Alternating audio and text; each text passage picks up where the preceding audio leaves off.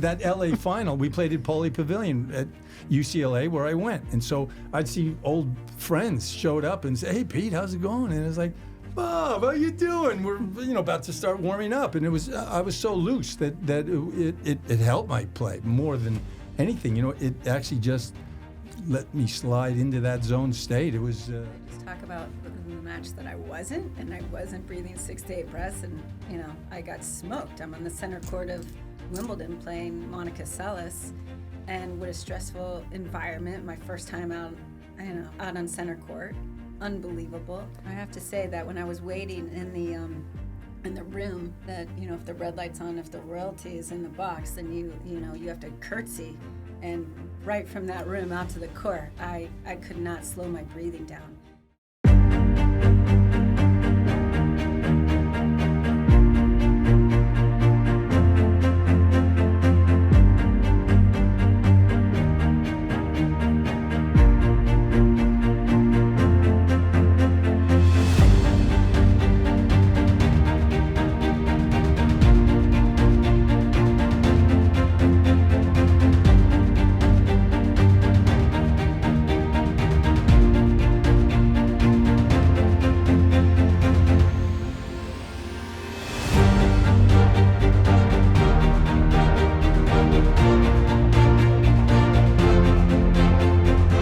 Welcome to the Living in the Zone podcast.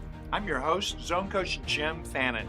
I've coached champions in life, business, and sports for 50 years with a proprietary thought management system that I discovered called S.C.O.R.E. Every guest on this show has been in what we call a zone state, a purposeful, calm feeling where nothing can go wrong. And you're performing at your highest level. Today, we have the unique privilege of featuring two tennis legends who I've had the privilege of coaching throughout their careers. Peter Fleming, famed for being one of the greatest doubles players in tennis history, and Ann Grossman, who competed in all 4 Grand Slam tournaments and reached a high ranking of 29 in the world. Both Peter and Ann benefited from the power of the S.C.O.R.E system, allowing them to attract the elusive zone mindset. You're going to love our conversation right here on Living in the Zone. Welcome to the show, and if you're looking to play tennis in the zone, you've come to the right place. What a crew we have. Peter Fleming, former world #1 doubles player, top 8 in the world, and Ann Grossman, for top 30 player, and has wins over 5 #1 players in the world. Peter, Ann, let's see if we can help people play tennis in the zone. When's a match you remember when you were so locked in the moment? There was no future, there was no past, and everything just flowed.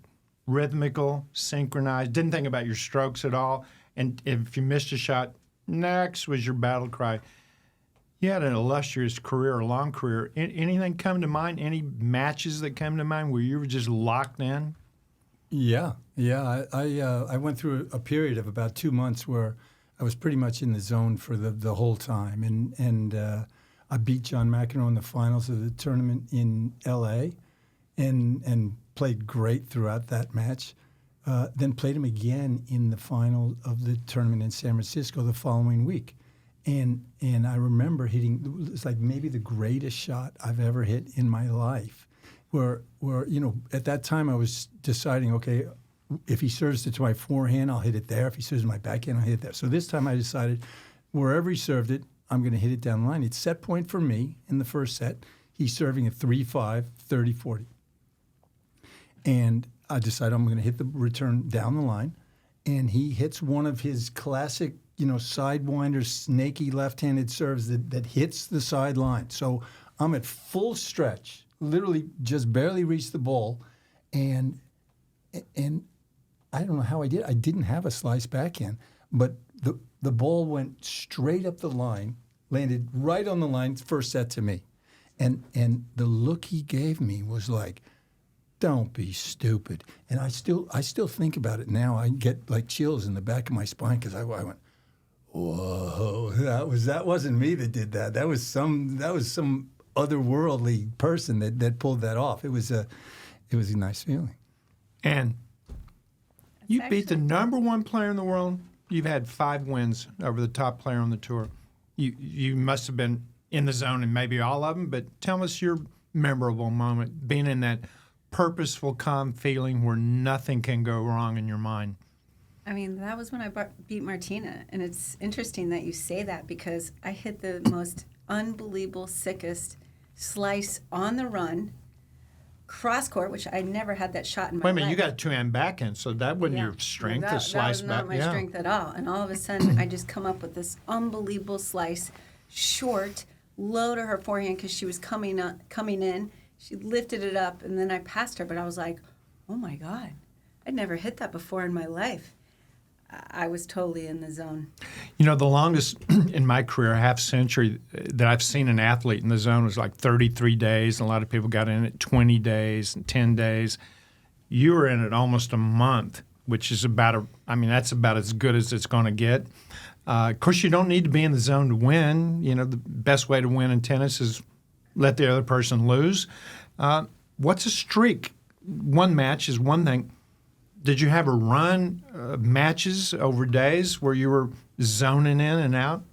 I definitely was in the zone that week in LA, where I put together, several matches in a row to make the finals, where everything was flowing. I wasn't thinking.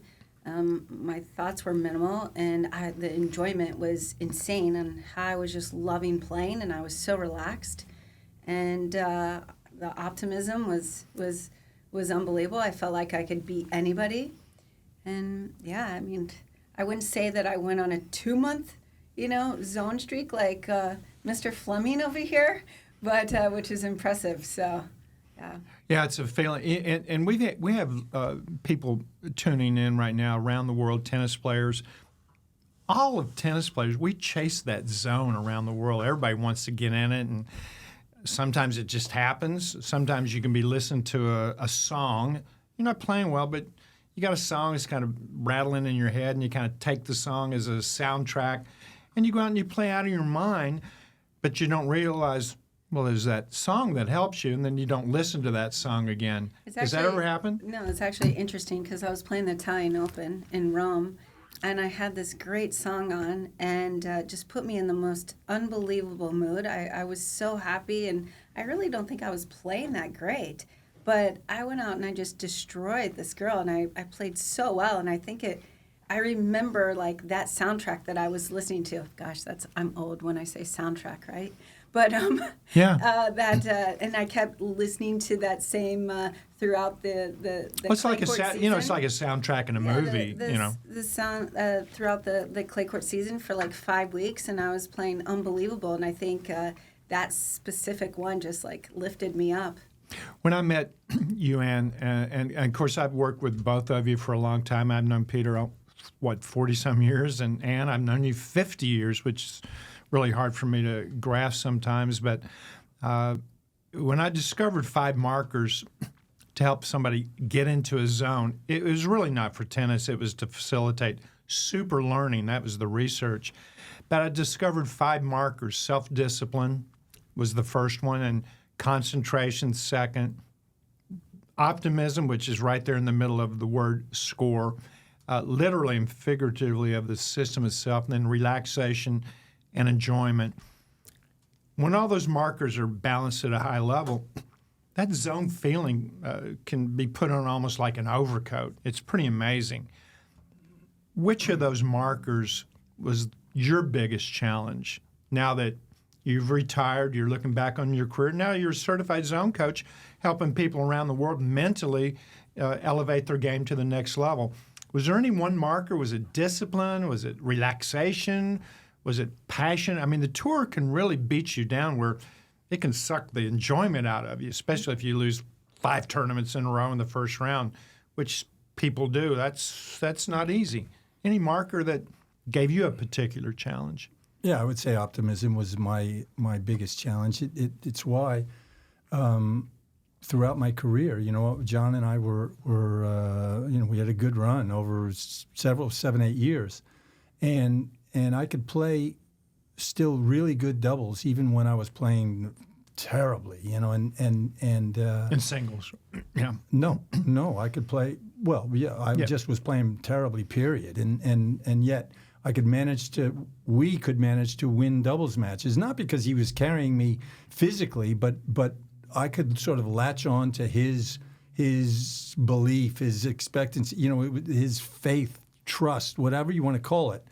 It was, it was just, I had it because that's what we had as a team. Whereas when I played singles, a team can be in his own. of course, and so when I would play singles, that often would go missing, and so that's why my singles career had too many ups and downs, I would say, and why in doubles we were pretty consistent. And which one of those gave you the biggest challenge? I would say the optimism as well. So first round, somebody low ranked, optimism, and then all of a sudden you're playing somebody way above you, top 10. You're not in the top 10 or number 1, although you beat 5 number 1s. Yeah. When do those doubts, seeds of doubt? And you know what's interesting? It's just a little seed of doubt. It's just a little creep. We all have that voice that says, don't do it. And you got another voice, come on, go for it. It's like this internal battle of getting into that zone state. I think for me, it wasn't always about being on the court and believing. I think it's a lot of the stuff that happened off the court to me that gave me the doubt on hearing people speak, how they treated you. It was tough because your worth was, the way they treated you was on what you were ranked. So depending on your ranking is how people treated you. And so that for me, I felt like was the biggest challenge I had to get let's over. put that under the optimism umbrella, because part of optimism is self-esteem, and the definition of self-esteem is what you think other people think about you. So that is an optimistic thing. But can you imagine, and it's hard for me to imagine what I'm going to ask you, can you imagine if social media was at the height it is right now when you were playing, things would have been 100% different. Yeah. I mean, I can't even begin to imagine how different it would be. But you're right. I'm sure it would be like massively different. And it's, the scrutiny that all these players are under is incredible. And I always felt that way with the players way back when. In my era, we had guys like Panada and Vilas and Noah, and who were huge stars in their country, even though they were number 6 or 7 in the world, but they were mega stars in their country. But as Americans, I think when I was number 8 in the world, I might have been the number 5 or 6 American. There were so many great players that we could just hide almost. Everybody's looking at McEnroe and Connors, and they had all the scrutiny, and the rest of us just sort of floated somewhere underneath. And it was a lot easier than it was for those guys who were, Vilas and Panada and et cetera. And I think that's what every player has. They all promote themselves, and so it's almost what they all have now. It's they all want their own brand. They now it's a brand. You're not just a tennis player. You would have been a massive superstar now. I mean, even like people when I say, I was. He's been that in his mind for 40 years. By the way, he's never met a mirror he didn't like. But anyway, go ahead. Anyway, sorry, Ann. I don't know. I lost my train of thought with that one. Thanks, Jim. No, but I mean, like, now when I tell people that I was like, I was 29 in the world, like, they go crazy. And I was like, wow, like, I didn't get that kind of attention when I was playing. Because there were so many unbelievable Americans that everybody was looking at. So I think the other thing, here, I'm going to give everybody a statistic. We've been brandishing this statistic from the American Psychological Association. So they did this massive survey, just Americans. This isn't about tennis. This is just life in general, about mental health. 73% of all Americans right now have symptoms of chronic depression. Now, to put that in perspective, that means 73% of the tennis players, 73% of businessmen and women, 70% of moms. I mean, and we're now seeing that come all the way down into 3rd, 4th, 5th, 6th grades. And so we got young tennis players coming up, and we also have coaches that are having some symptoms of chronic depression. And that just makes everything more complicated. Nerves aren't in, people are frustrated, people have tantrums on the court, throw the racket, all kinds of stuff. Some of that's learned, but some of it is just built up because of the stress and traveling on the tour. There's something else on the tour that I want to talk about, and I'm not sure if the rankings are like that, but when you played, Peter, you had to match your points every year. So if you got to the finals, am I accurate in this? You got to the finals, you got all these points. Well, the next year, if you got to the semis, you actually lost points. And it's the same now. It's the same system. So if you think about a system, that's a system that is not designed to be number one in the world over and over and over and over again. I mean, how Djokovic does that is, you know. Yeah. You got to keep producing every week, and you can have a few off weeks, obviously, but generally speaking, you know, if you have 6 months off, you know, you're in trouble. Your rankings is dropping. You had a serious challenge one time, Peter, that I remember specifically with an injury, and you weren't totally incapacitated. You know, it was nagging, and you weren't given 100% because of, I think it was a foot injury. It was a chronic problem, and it basically hampered me from age 25 to the end of my career, which was really frustrating. But when you keep think about it. playing because those points are coming up. Well, it's not only that, because I was part of the number one team in the world. You know, I didn't want to let my partner down. I didn't want to pass up those prize money opportunities, Right. and so yeah, you play hurt, but then I would go out and play singles and just lose to people that I thought I was a lot better than, but just because I couldn't cover the court. Right. You know, doubles I could cover a third of the court, you know, and just stay in my lane, and you know, Junior was so quick and covered the court so well. It's like, okay, you take the rest, and I'll just do my bit. And that worked okay. It was, you know, it wasn't like it was when we first started, when we were dominant, but it worked okay. You know, it's just sometimes you do what you can. I remember a doubles match at Wimbledon, and watching it, you missed not one return in the match out of the deuce court. Really? I don't remember that. I remember that, and I couldn't believe it. I was shocked. You didn't miss a ball. You know, you played that right court. You were steady Eddie. You put the ball back in play every time. It seems like almost every time in my mind. But I remember that one match going, oh, my God, you were just seeing it well. And part of the zone is slowing the game down. You know, you get locked in that zone state. That's a special state. And this isn't just for the superstar athlete. This is for anybody. You're 8 years old playing 10 and under tournaments. You're 12-year-old. You can get in the zone equal, if not better, than Ann and Peter and anybody else, Joker as well. The zone is the zone is the zone. It's in you right now. And the question is, you know, how do I get it out? But typically, you get in your own way. Of course. To get at that. Keeps you out of the zone. Of course. I mean, you know, it was, I can't remember when exactly. Well, okay, I'll tell you what. I was like number 25 in the world or somewhere around there. And I met my future wife, and I fell in love, and I was just head over heels. And that's when I went through that amazing period where it was just like, wow, I guess, you know, it's like I am enough, you know, that whole thing. During that period, you were actually communicating with the people in the stands. You were talking. Yeah, why not? It was. I mean, it was. So relaxed. I was so relaxed. It was like life is good. Yeah. Hey, Bob, you know, because that LA final we played at Pauley Pavilion at UCLA where I went, and so I'd see old friends showed up and say, "Hey, Pete, how's it going?" And it's like, Bob, how you doing? We're about to start warming up, and it was I was so loose that it helped my play more than anything. You know, it actually just let me slide into that zone state. It was you know, so often you see.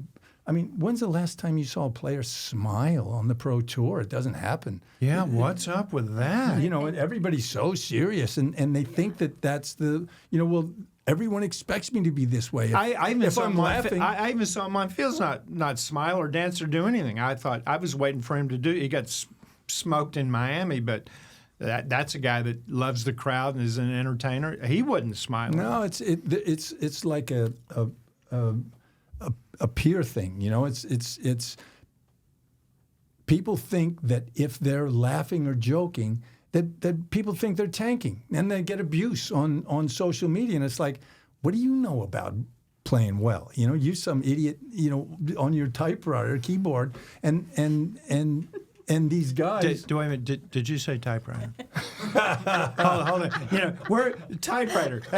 Okay, Peter, it's 2024. That You know what typewriter's that means. I do. I've typed a lot. Yeah, exactly. No, but I totally agree with you on that. Sure. And you know, the average person walking around, and you all know this, is about 15, 17 breaths a minute. You know, it's kind of normal. But when you freak out and you're tense and you're doubtful, that breathing goes up to around 20. It just closes in on you. And the energy, it backs up like a toilet, and it just comes back into your muscles.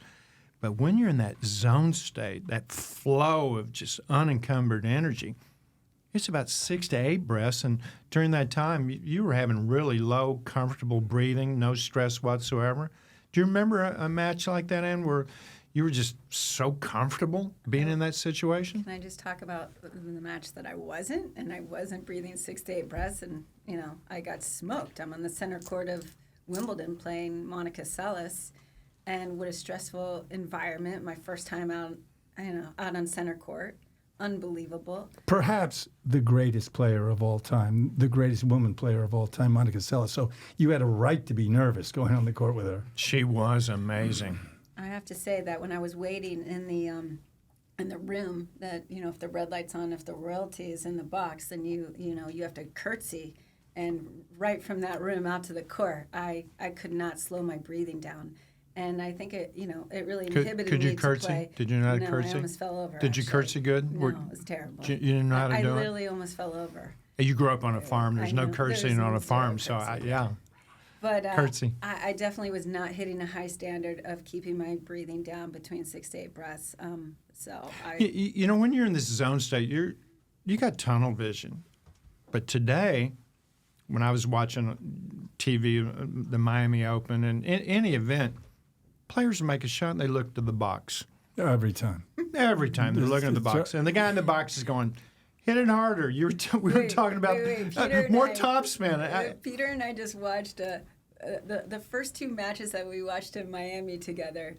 One of the girls threw her coach / I don't know exactly.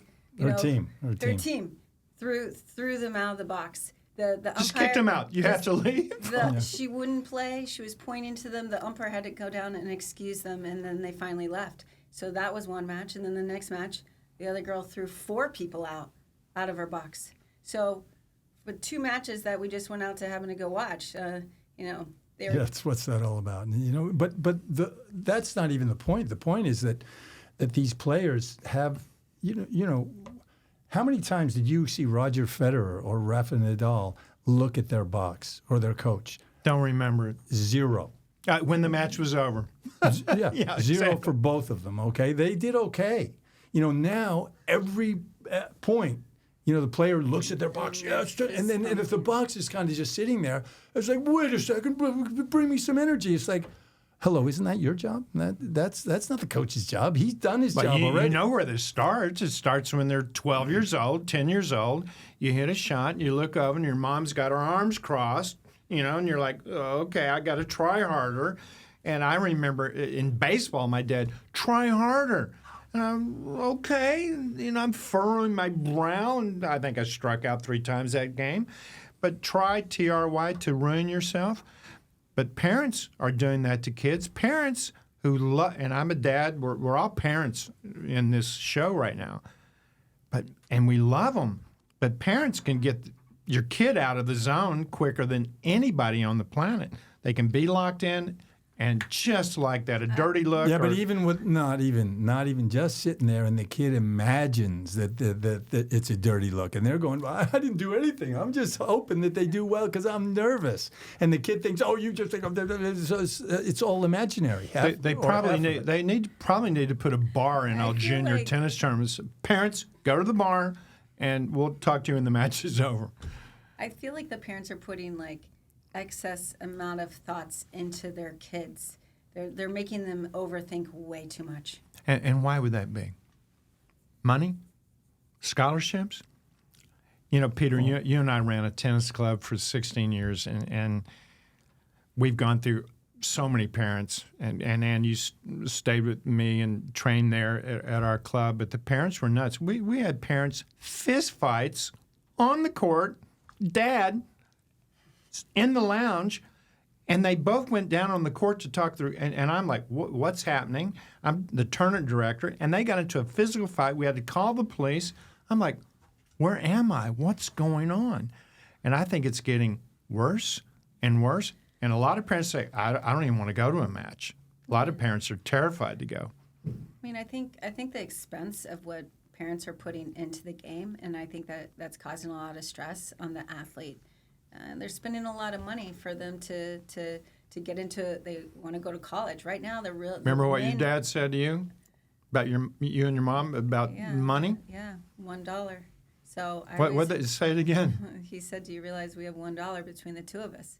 So that was massive guilt that he put on me. And probably up until like 2 years ago, I had a massive money issue because of what my dad did to me. So just those words right there really destroyed me on how I thought financially. This show's about tennis in the zone, playing in the zone. And one of the things that I found, if you can live a life in the zone, being in the zone in school and academics, being and being present with your family, being present with your friends, just being present in everything you do, it makes tennis even easier to be present. But if you're all over the place in your life and then you think you just now under pressure, I'm going to lock in, good luck on that. And the other thing is practice. You got the coach judging every shot, every move, breaking everybody's concentration. And that's the one thing everybody needs to work on. This show's about being disciplined, being focused, definitely being confident, being calm, cool, especially if the money's on the table, and loving the challenge. You love the challenges. Is that true or not true? Yeah, that's totally true. I wasn't the most talented player, I'm sure. But I like the life. I like just the challenge, as you say. Just you like let's flying do the it. Concorde, across. Yeah. Well, no, I didn't really like it, but it came in handy once in a while.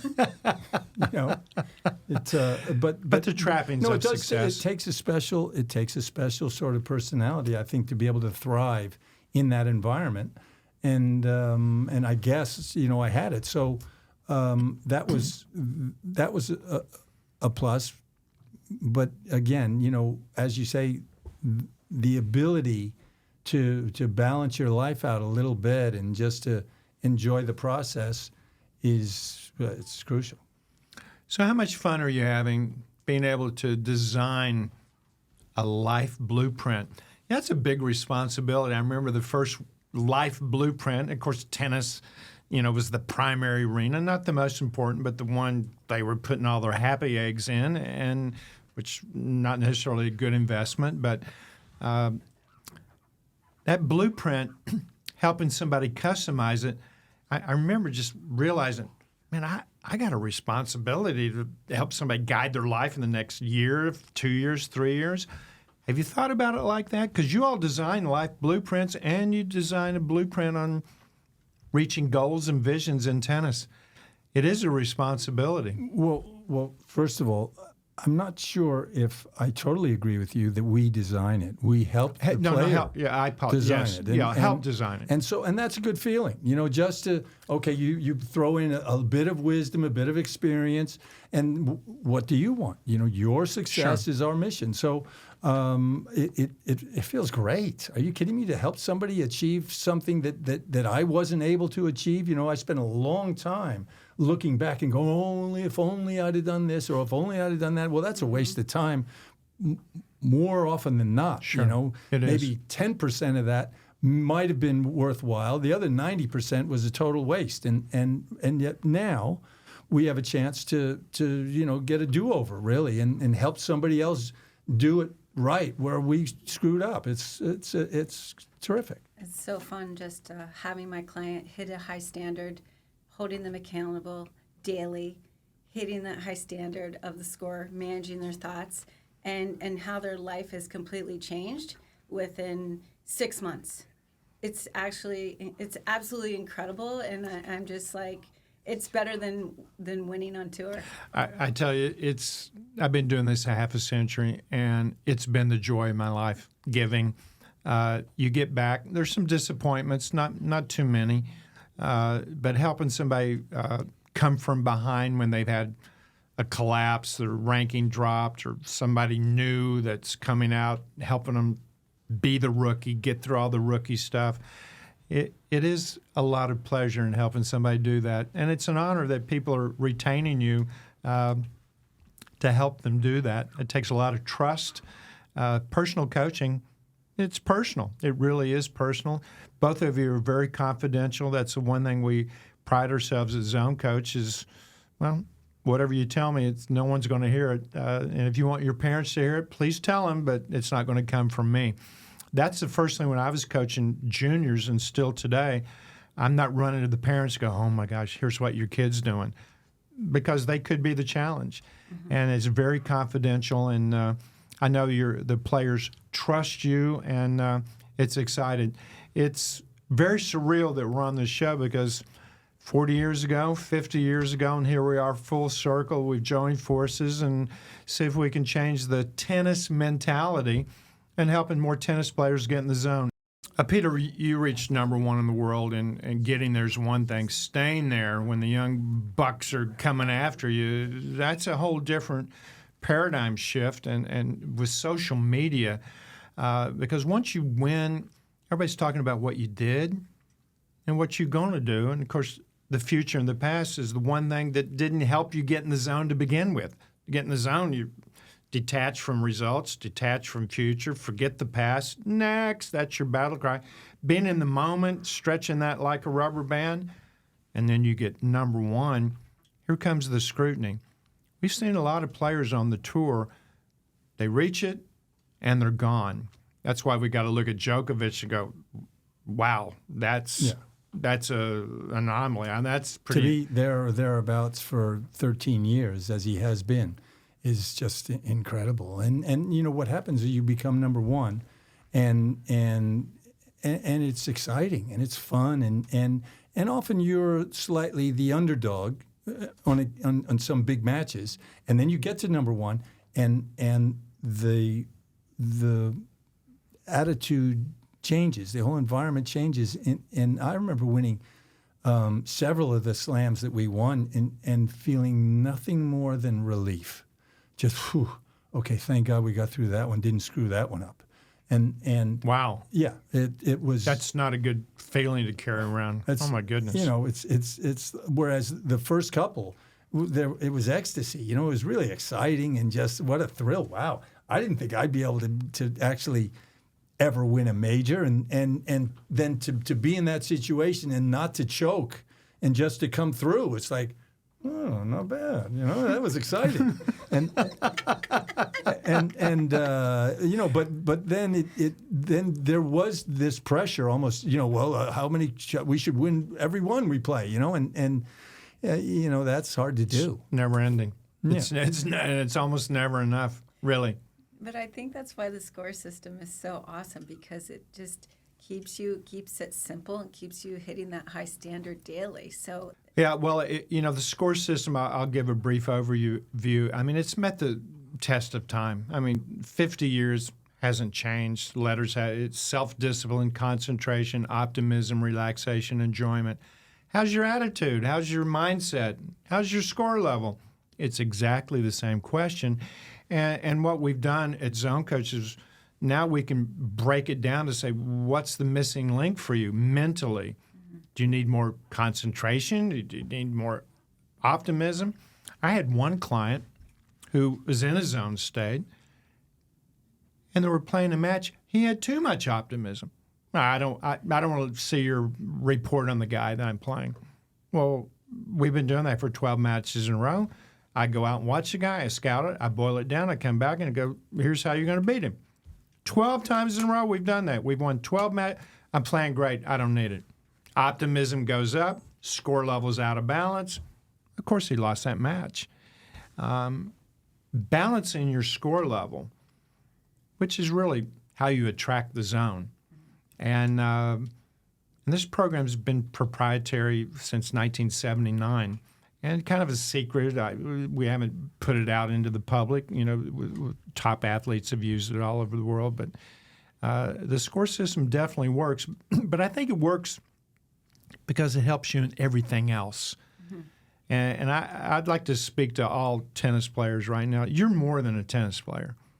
I mean, that's the first thing I tell every client. You're more than a baseball player. You're more than a tennis player. You're more than a business person. Don't put all your happy eggs in one basket. That's a bad investment.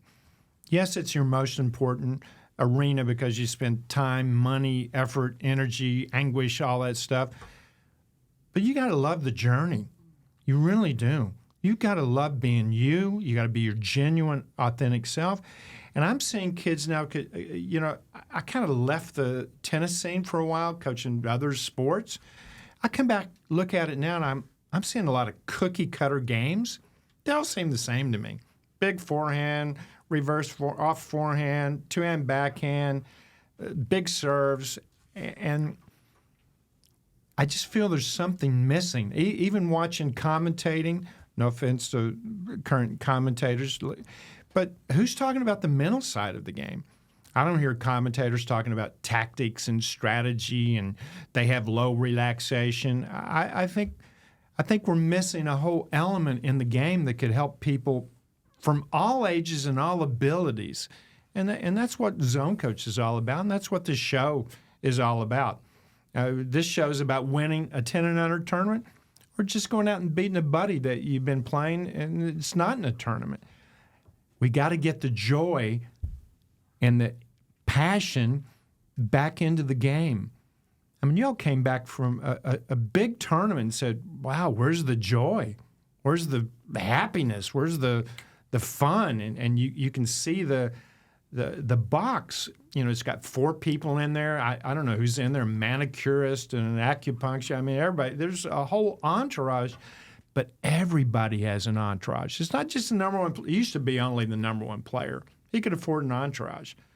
Seems like everybody has an entourage. We got juniors that have an entourage. It's too much. And then when you think that some of the entourage, American Psychological, 3 out of 4 people have symptoms of chronic depression. That's not positive. If your coach has that, or your mom has that, your dad has that, your friends have that. It's a different time right now because I just think there's more information than ever before. And I think a lot of us are choking on it. You want to find information on everything physically for a tennis player, information on everything on strokes, go to YouTube. You can see everything you want to see. You can follow every match. It's so much information. I think there's a lot of information overload. I think it's really interesting what you just said, because if they're having certain challenges in their life, then it's going to go into the player. And, you know, the player might not realize the challenges that, you know, the team is having, but, you know, that can. But they can feel it. They can feel it. You know, yes. Subliminally, you know, you can feel if people around you are in a negative state, it's going to wash off onto you. Well, every thought a human has, this is neuroscience and our research, and every thought you have has 3 simultaneous instant reactions. There's a physical reaction where, you know, mom's got her arm crossed and the look that I'm going to kill you if you don't win the next point or two. So there's the body language, although you can mask it. Then there's an emotional reaction which could be triggered from the past, that matches that you've lost in the past. But you're right, Peter. There's a psychic reaction, and women really pick this up because of childbearing, child And rearing. maybe that's why the enjoyment on the women's side isn't as strong as maybe on the men's side. I mean, we've heard, from a few top coaches that the enjoyment level is, at a low. So, that's from us picking that up. Our intuitiveness is maybe higher. Well, we'll make it clear for everybody listening. Our team at Zone Coach, we're all about enjoy the journey.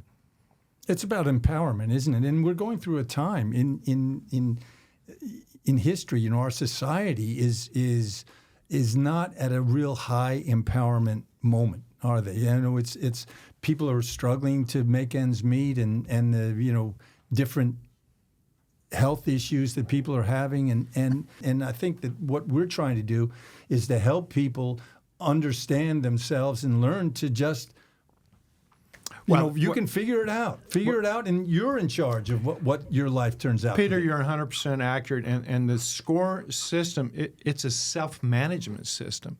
I mean, we have routines to get an athlete in a zone state right off the bat, or at least in a high standard. We know those routines, and we can help coaches, we can help players get into the right routine for them. Every routine's a little bit different. But we also have a toolbox. It takes 5 seconds to 90 seconds during a change over coping tools. To me, the key today is, can you cope, and can you adjust, and can you adapt under pressure, under scrutiny? And I don't think our kids are trained to be world-class decision makers. They look to the box, they look to the parents. Everybody's making a decision for every kid. You're practicing at 4, pick up your rackets here, you're wearing feel it, no, not that, you got to wear this, we got a new collection of clothes, you got to wear that.